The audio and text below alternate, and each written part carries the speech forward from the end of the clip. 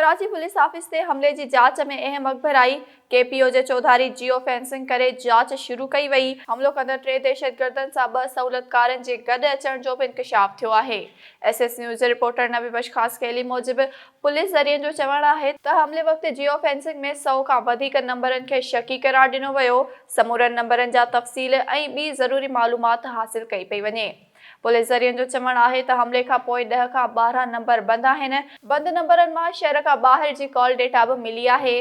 होना सिक्योरिटी ज़रियनि मूजिब 3 दहशतगर्दनि सां गॾु 2 मोटरसाइकिल सवार सहूलतकार भी केपीओ ॿाहिरां पहुता। 2 सहूलतकार दहशतगर्दनि खे पुलिस ऑफिस ॿाहिरां छॾे भाकुर पाइण बाद वापस रवाना थी विया। जॾहिं त केपीओ हमले जो case counter terrorism department CTD थाणे ते दाख़िल कयो वियो आहे।